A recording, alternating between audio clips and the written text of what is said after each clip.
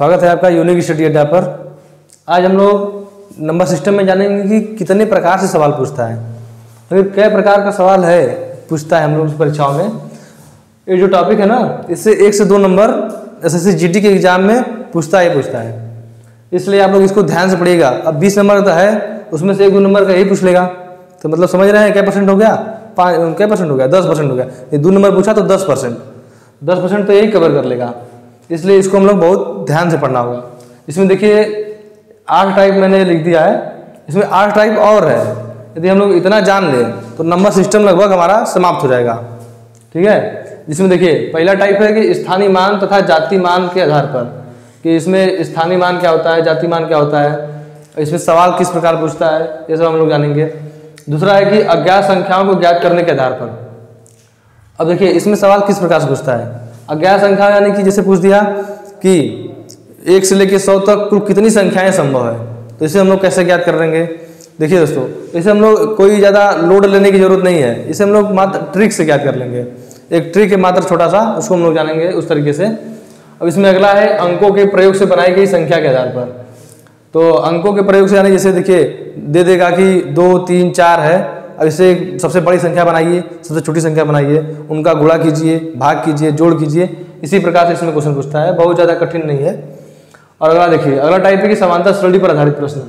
अब समांतर श्रेणी पर आधारित प्रश्न, इसमें समांतर श्रेणी पर जैसे कि दे देगा कि 2 है, 4 है, 6 है, ये समांतर श्रेणी में है, तो इस पर आधारित कुछ क्वेश्चन पूछेगा।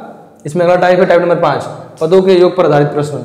इसमें कुल 3 टाइप से प्रश्न पूछते हैं, 3 टाइप से प्रश्न पूछते हैं। पहला पूछेगा कि 1 + 2 + 3 ... 20 तक दे देगा, ऐसे पूछेगा कि इन संख्याओं का योग कितना होता है। और दूसरा टाइप है कि 1 स्क्वायर 2 स्क्वायर + ... 20 स्क्वायर, अब इसका योग पूछेगा कितना होगा। और तीसरा टाइप है क्यूब वाला, घन वाला, 1 स्क्वायर 2 स्क्वायर 3 स्क्वायर 3 क्यूब ... कहीं तक देगा, जैसे 30 क्यूब तक दे दिया। अब पूछेगा कि इनका योग कितना होगा। तो इस प्रकार हम लोग इन प्रश्नों को आगे करेंगे। और इसमें देखिए अगला है अभाज्य गुणनखंडों की संख्या ज्ञात करने के आधार पर। अभाज्य गुणनखंडों की संख्या ज्ञात करने के आधार पर, अभाज्य गुणनखंडों की संख्या के आधार पर, इन दोनों को हम लोग एक साथ करेंगे, क्योंकि दोनों एक दूसरे से रिलेट कर रहे हैं, ज़्यादा इसमें समस्या नहीं है। अगला इसमें अगला है कि कुल भाजकों का योग ज्ञात करने के आधार पर। कुल भाजकों का योग मतलब समझ रहे हैं, जैसे कोई संख्या दे दिया, अब उसमें पूछा कि इसमें जितने भाजक हैं उन भाजकों की संख्याओं का योग ज्ञात करना है। तो इसे हम लोग ज्ञात करेंगे कि कुल भाजकों का योग कितना होगा। जिसमें हम लोग पहला शुरू करेंगे कि स्थानीय मान। पहला टाइप है स्थानीय मान तथा जाति मान के आधार पर, तो इसे हम लोग देखेंगे पहला और टॉपिक आज।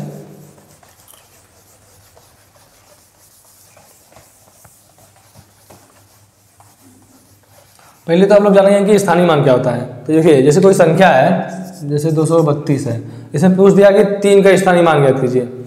3 का स्थानीय मान, तो देखिए स्थानीय मान यानी कि जैसे 3 है तो हम लोग 3 लिख लेंगे। अब देखेंगे कि दाएं साइड से कितना दूर है, 2 अंक दूर है, तो गुणा में 1 लगाएंगे। जय अंक दूर है मतलब 1 अंक दूर है, तो 1 खुद जोड़ लगाएंगे। तो इस प्रकार जो अंक प्राप्त होगा वह उस संख्या का स्थानीय मान कहेंगे हम लोग उसे। अब इसमें जाति मान यानी कि फेस वैल्यू, जिसे हम लोग फेस वैल्यू अंग्रेजी में कहते हैं, CBSE वालों के लिए है। तो जाति मान, जैसे देखिए इसमें 3 का यदि जाति मान पूछे तो जाति मान हो जाएगा जो संख्या वो है वही उसका जाति मान हो जाएगा। जैसे देखिए इसका जाति मान हो जाएगा 3, यदि पूछे कि 2 का जाति मान, तो 2 का जाति मान 2 हो जाएगा, यहाँ पर 2 का जाति मान 2 हो जाएगा। ऐसे ही हम लोग क्वेश्चन करेंगे। तो देखिए इस पर क्वेश्चन किस प्रकार से पूछता है। जैसे पहला क्वेश्चन दे दिया कि पहला क्वेश्चन इसमें दे दिया कि 432 में 3 के स्थानीय मान तथा 4 के जाति मान का गुणनफल ज्ञात कीजिए। के जातीय मान का गुणनफल। इसमें देखिए 3 का स्थानीय मान क्या हो जाएगा। इसमें 3 यानी कि 3 लिख लेंगे पहले। अब देखेंगे कितना दूर है, तो 1 अंक दूर है, तो यहाँ पर 1 शून्य वाले से गुणा कर देंगे, तो इसका स्थानीय मान हो जाएगा 30। अब क्या दिया है, 4 का जाति मान, तो जो संख्या जितना दिया होता है वही उसका जाति मान हो जाता है, तो 4 का जाति मान 4 ही हो जाएगा। अब देखिए इसका 4 का जाति मान और 3 के स्थानीय मान को हम लोग को गुणा करना है, तो 30 हो जाएगा स्थानीय मान और 4 का हो जाएगा जाति मान 4, तो 3 चौका 12, 120, 120 इसका आंसर हो जाएगा। ऐसा ही बस इसमें क्वेश्चन पूछेगा और इसमें बहुत ज़्यादा कठिन क्वेश्चन नहीं पूछता है, बस यही क्वेश्चन इस प्रकार से पूछेंगे। और इसमें अगला टाइप है टाइप नंबर 2।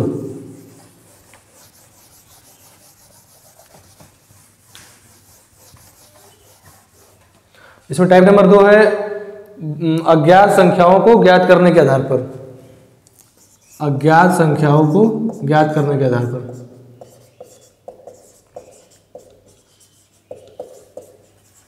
संख्याओं को ज्ञात करना। तो इसमें क्वेश्चन पूछता है जैसे कि 1 से लेकर 100 तक, जैसे क्वेश्चन हो गया 1 से लेकर 100 तक कुल कितनी संख्याएं संभव हैं, कुल कितनी संख्याएं हैं। 1 से लेकर 100 तक कुल 2 अंकों की कितनी संख्याएं हैं, 2 अंकों की कितनी संख्याएं हैं, अंकों की कितनी संख्याएं हैं।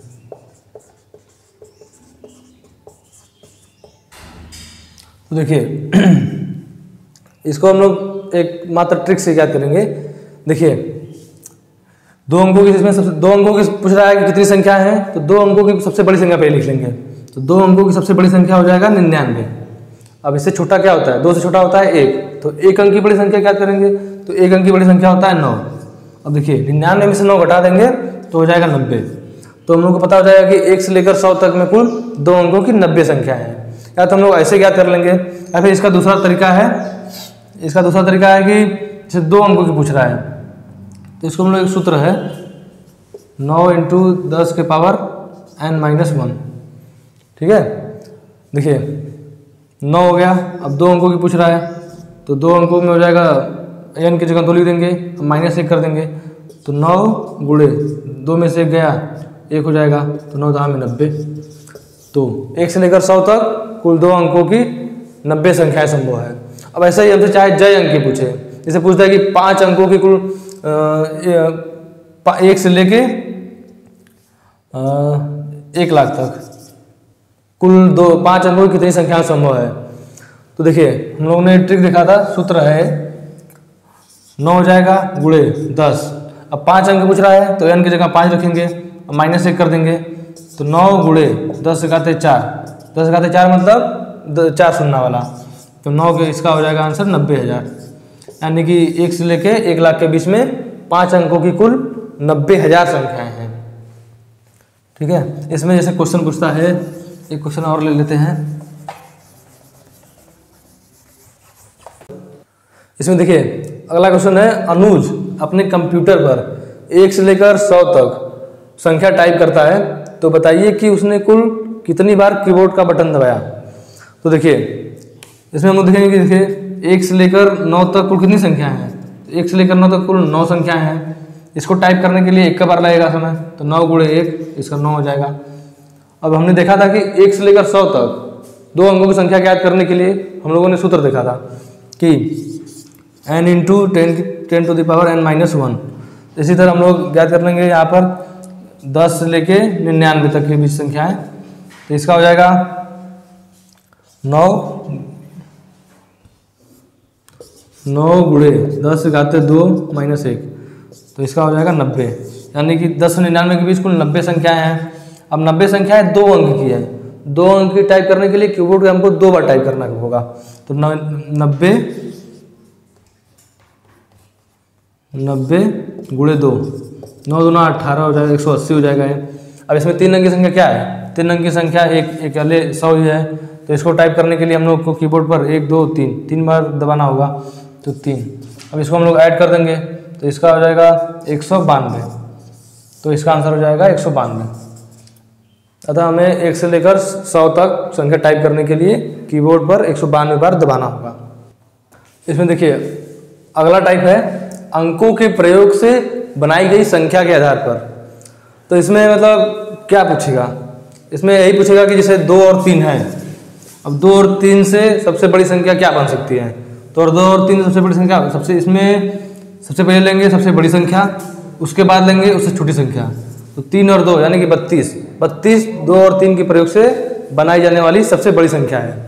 अब यदि पूछते कि 2 और 3 से बनाई जाने वाली सबसे छोटी संख्या क्या होगा, तो इसमें यदि छोटी संख्या पूछे तो सबसे छोटा शुरू करेंगे, और यदि बड़ी संख्या पूछे तो सबसे बड़ा अंक से शुरू करेंगे। देखिए छोटी संख्या पूछा है तो 2 और 3, 23 इसका इस अंकों के प्रयोग से बनाई जाने वाली सबसे छोटी संख्या है। और इसमें देखिए एक है 0, 1, 4। और इसमें पूछेगा कि इन अंकों के प्रयोग से बनाई जाने वाली सबसे बड़ी संख्या क्या है, तो बड़ा शुरू करेंगे, यानी कि बड़ी संख्या हो जाएगा 4, इससे छोटा है 1, उसके बाद होगा 0। अब देखिए इसके बाद पूछेगा कि सबसे छोटी संख्या क्या होगा इनके प्रयोग से, तो कुछ लोग करेंगे कि पहले 0 लिख देंगे, फिर 1 लिखेंगे, फिर 4 लिखेंगे। तो इसमें देखिए 0 का कोई महत्व ही नहीं है, तो 0 का प्रयोग कहाँ किए, इसलिए इसमें सबसे छोटी संख्या हम लोग 0 के बाद जो सबसे छोटी संख्या है उसको लेंगे, उसके तुरंत बाद हम लोग 0 को लेंगे, फिर उसके बाद क्रमशः बढ़ते क्रम में लिख देंगे। तो 104 इन अंकों के प्रयोग से बनाई जाने वाली सबसे छोटी संख्या है। देखिए जैसे एक क्वेश्चन दिया है कि 5, 4, 1 से बनाई गई सबसे बड़ी संख्या तथा सबसे छोटी संख्या का योग क्या है। तो 5, 4, 1 यानी कि देखिए सबसे बड़ी संख्या पहले हम लोग याद कर लेंगे। सबसे बड़ी संख्या, सबसे बड़ी संख्या हो जाएगा, मतलब कि बड़ा शुरू करेंगे बड़ी संख्या के लिए, तो पहले लिखेंगे 5, फिर 4, फिर 1, यानी कि 541 सबसे बड़ी संख्या हो जाएगा। अब सबसे छोटा संख्या,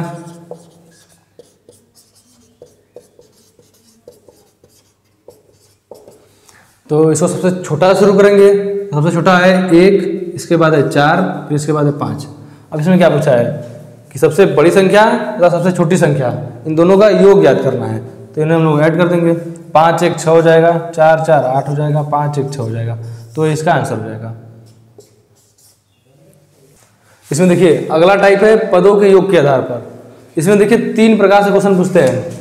जैसे पहला इसमें टाइप हो जाएगा कि जैसे 1 + 2 + 3 + 20 तक दे दिया, अब इनका योग पूछ देगा, तो इसको हम लोग समांतर श्रेणी से भी कर सकते हैं। इसका एक सूत्र भी है कि n+1/2, ऐसे हम लोग ज्ञात कर लेंगे। अब इसमें n क्या है, n जो अंतिम संख्या होता है वही होता है n, यानी कि इसमें अंतिम संख्या है 20, तो 20 हो जाएगा n। यदि इसका हमसे योग पूछे तो 20, अब 20 में 1 जोड़ेंगे 21, अब बटे 2, 2 दाह में 20 और 21 दाह में 210, ये इसका आंसर हो जाएगा। ऐसे ही बस सिंपल क्वेश्चन पूछेंगे इस पर। और इसमें देखिए अगला इसमें पूछेगा दूसरा, इसी का बस स्क्वायर कर देगा, 1 स्क्वायर, 2 स्क्वायर + 3 स्क्वायर + 15 का स्क्वायर। अब इनका योग पूछेगा, तो इनका भी एक सूत्र है n+1 2n+1/6, ये इसका सूत्र है। अब जैसे देखिए हमको इनका यदि योग याद करना है तो n की जगह 15 हो जाएगा, अंतिम संख्या ही n होगा, तो n की जगह 15 यानी कि 15। अब 15 में 1 जोड़ेंगे तो हो जाएगा 16।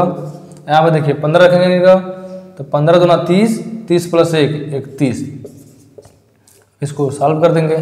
2 3 6, 2 8 16, 3 एकम 3, 3 5 15, 8 5 40 और 40 × 31, 40 × 31, 4 एकम 4, 4 3 12, 12 से 40 इसका आंसर हो जाएगा।